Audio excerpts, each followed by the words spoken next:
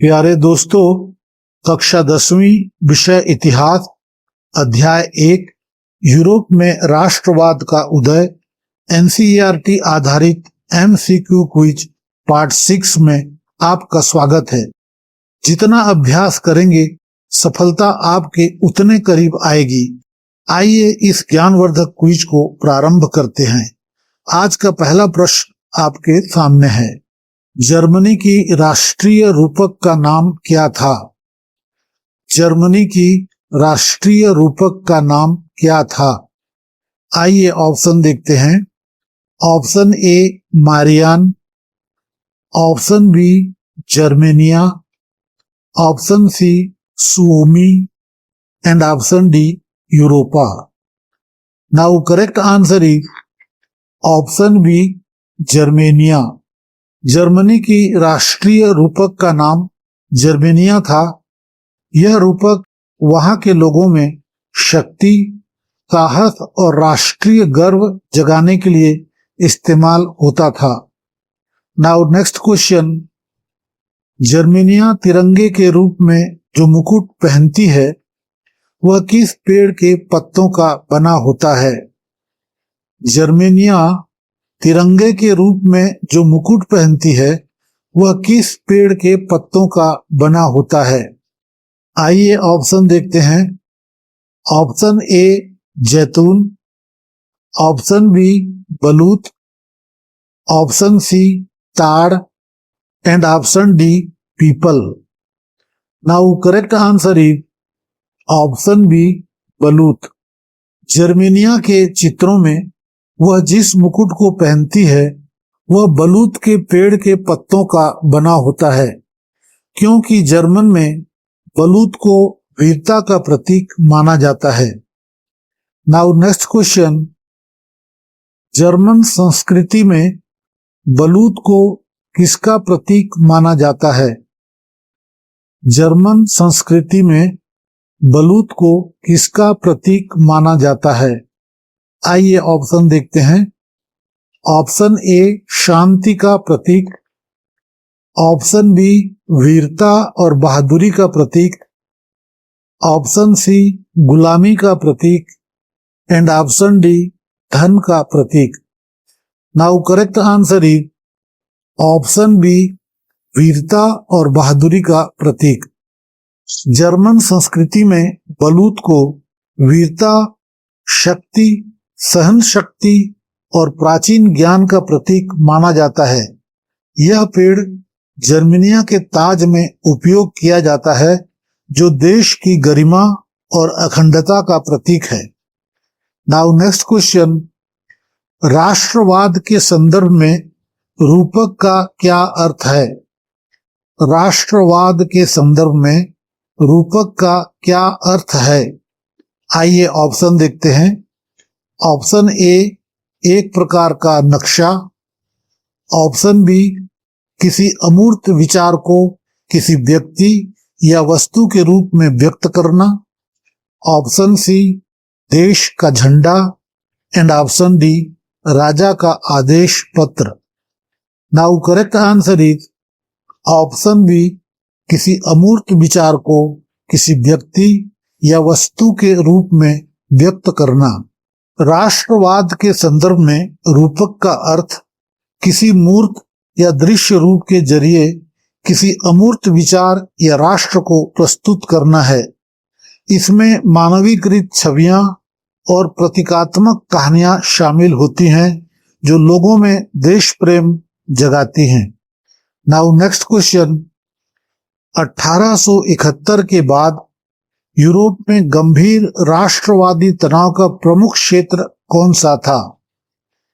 1871 के बाद यूरोप में गंभीर राष्ट्रवादी तनाव का प्रमुख क्षेत्र कौन सा था? आइए ऑप्शन देखते हैं। ऑप्शन ए बाल्कन क्षेत्र, ऑप्शन बी स्कैंडिनेवियाई क्षेत्र, ऑप्शन सी मध्य Europe and option D Iberian प्रायद्वीप। Now correct answer is option A Balkan क्षेत्र। 1871 के बाद यूरोप में गंभीर राष्ट्रवादी तनाव का प्रमुख क्षेत्र बाल्कन क्षेत्र था। यह भौगोलिक और जातीय विविधता वाला दक्षिण पूर्वी यूरोप का एक हिस्सा था। बाल्कन का एक बड़ा हिस्सा ओटोमन साम्राज्य के नियंत्रण में था, जिसके कमजोर होने और विघटन से क्षेत्र में सत्ता का खालीपन आया। प्यारे दोस्तों, हमारा लक्ष्य है कि आपको सरल भाषा में प्रामाणिक, त्रुटि रहित और परीक्षा में संभावित प्रश्नोत्तर एक ही स्थान पर मिले, जिससे आप कम समय में ज्यादा अभ्यास कर सकें। हम सामग्री को आसानी से समझने और याद रखने योग्य बनाने पर ध्यान केंद्रित करते हैं। बोर्ड परीक्षा की बेहतर और प्रभावी तैयारी के लिए असित क्विज अकादमी को सब्सक्राइब करें, क्योंकि यह आपको महत्वपूर्ण प्रश्नों के माध्यम से उत्कृष्ट परिणाम प्राप्त करने में मदद करता है। क्विज में अंत तक बने रहिए, आगे और भी महत्वपूर्ण प्रश्न आने वाले हैं। आइए अगले महत्वपूर्ण सवाल की ओर चलते हैं। नाउ नेक्स्ट क्वेश्चन, बाल्कन क्षेत्र के निवासियों को सामान्यतः क्या कहा जाता था? बाल्कन क्षेत्र के निवासियों को सामान्यतः क्या कहा जाता था? आइए ऑप्शन देखते हैं। Option A Slav, option B Celtic, option C German and option D Anglo Saxon. Now correct answer is option A Slav. Balkan क्षेत्र के लोगों को सामूहिक रूप से स्लाव के रूप में जाना जाता था, जिसमें सर्ब, क्रोएशियाई और स्लोवेनियाई जैसे समूह शामिल थे। इस क्षेत्र में आधुनिक समय के रोमानिया, बुल्गारिया, अल्बानिया, ग्रीस और सर्बिया जैसे देश आते हैं। नाउ नेक्स्ट क्वेश्चन, बाल्कन क्षेत्र का एक बड़ा भाग किस साम्राज्य के नियंत्रण में था? बाल्कन क्षेत्र का एक बड़ा भाग किस साम्राज्य के नियंत्रण में था? आइए ऑप्शन देखते हैं। ऑप्शन ए रूसी साम्राज्य, ऑप्शन बी ओटोमन साम्राज्य, ऑप्शन सी ब्रिटिश साम्राज्य एंड ऑप्शन डी जर्मन साम्राज्य। Now correct answer is option B Ottoman साम्राज्य। बाल्कन क्षेत्र का एक बड़ा भाग ओटोमन साम्राज्य के नियंत्रण में था। ओटोमन साम्राज्य ने बाल्कन क्षेत्र पर कई सदियों तक राज किया, जिससे बाल्कन की संस्कृति पर गहरा प्रभाव पड़ा। 19वीं और 20वीं सदी में ओटोमन साम्राज्य के कमजोर होने पर बाल्कन के राज्यों ने आजादी के लिए लड़ाई लड़ी। नाउ नेक्स्ट क्वेश्चन, बाल्कन क्षेत्र में बढ़ते तनाव और आपसी दुश्मनी ने अंततः किस महायुद्ध की पृष्ठभूमि तैयार की? बाल्कन क्षेत्र में बढ़ते तनाव और आपसी दुश्मनी ने अंततः किस महायुद्ध की पृष्ठभूमि तैयार की? आइए ऑप्शन देखते हैं। ऑप्शन ए प्रथम विश्व युद्ध, ऑप्शन बी द्वितीय विश्व युद्ध, ऑप्शन सी शीत युद्ध एंड ऑप्शन डी वाटरलू का युद्ध। Now correct answer is option ए प्रथम विश्व युद्ध। बाल्कन क्षेत्र में बढ़ते तनाव और आपसी दुश्मनी ने प्रथम विश्व युद्ध की पृष्ठभूमि तैयार की थी। इसके प्रमुख कारण ओटोमन साम्राज्य का विघटन, क्षेत्रीय महत्वाकांक्षाएं और महाशक्तियों की पारस्परिक प्रतियोगिता थे। नाउ नेक्स्ट क्वेश्चन, प्रथम विश्व युद्ध कब प्रारंभ हुआ था? प्रथम विश्व युद्ध कब प्रारंभ हुआ था? आइए ऑप्शन देखते हैं। Option A 1912, option B 1914, option C 1918 and option D 1939।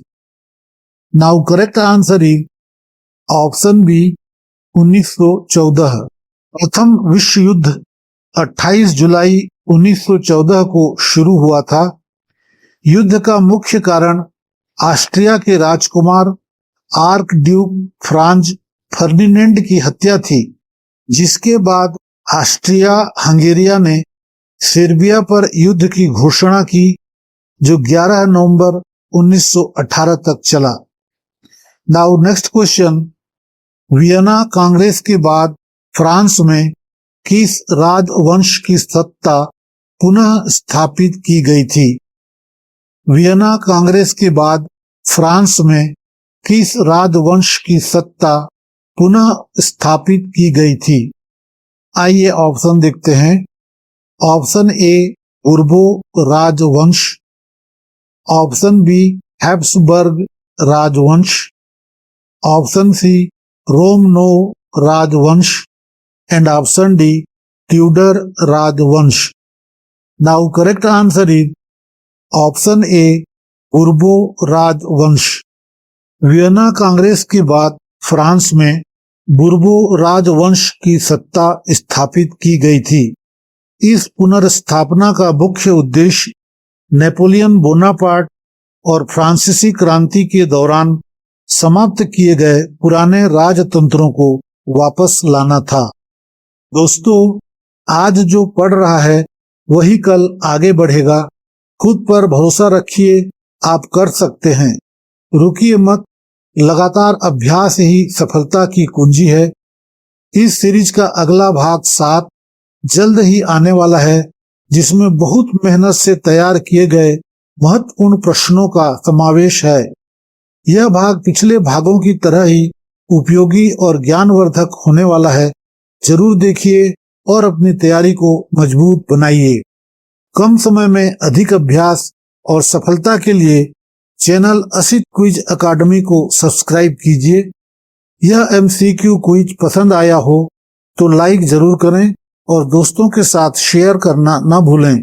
Comment में जरूर बताइए कि 10 में से आपके कितने उत्तर सही हुए। अगले भाग में फिर मिलेंगे, तब तक पढ़ते रहिए, सीखते रहिए। धन्यवाद दोस्तों, जय हिंद।